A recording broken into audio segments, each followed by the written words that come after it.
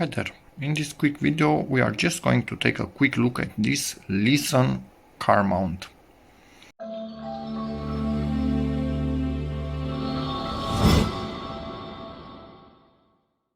Story behind this: it simply came in a car that we bought for my wife. It was there, like this charger, which is a separate video.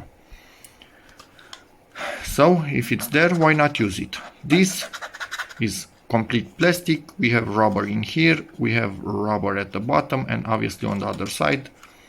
It's the type that you squeeze on your phone, a really nice feeling mechanism, and it has the button up top which you push and it releases, soft release. So this from the start feels like a really nice product. You can see there the mechanism. Okay, that's nice. If you just quick press on it, it releases just for a little bit because it's speed controlled. Here you have a space for your cable to pass through. On the back of it, it has two mounts. They are the air grill type of mounts. This is the maximum length, about 2 centimeters to maybe 2.5 or something like that. And when you rotate it, let me find the rotation direction, it's like this. This retracts and grips onto the fins of your air vent. But don't tighten it too much because you can rip your air vent. So if you have really fragile air vents, maybe this is not for you. But it seems a lot of them have this mechanism these days. So maybe air vents are not that fragile. Anyway, so this is a direct one, a really short one. As you can see, this will stay on top of it directly. Or there's a variant where you have the air vent and you have the option for this to be moved away from it in any direction. So all of this is rotating and moving. Here we have this that can be tightened in place. And when it's untightened, I think you can actually move this, but really hard to do with one hand. Maybe I didn't untighten it enough. Yes, most likely. And now it has a few positions. You can hear it clicking from place to place.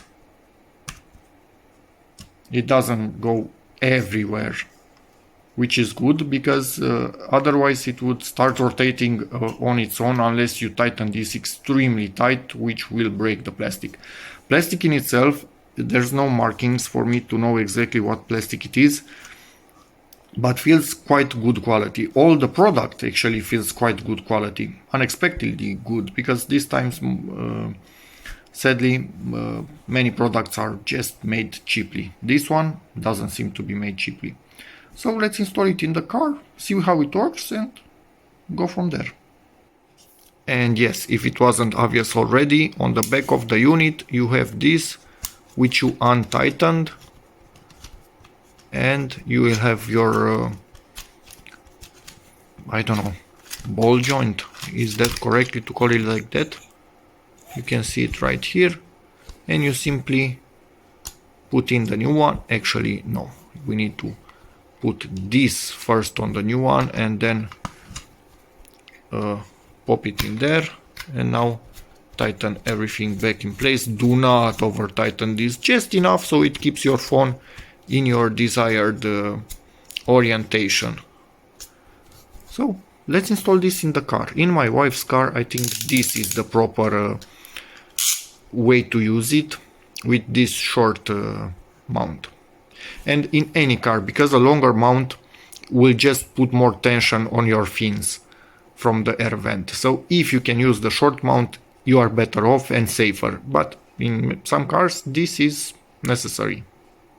Okay, this Ford C-Max from 2012 is not the ideal car to install this, because it doesn't really properly have central vents. It kind of has this one underneath, and these are kind of to the sides of the radio. So this one out of the questions, because you would hit it with your hand when you are trying to wash your windshield or maybe even move the steering.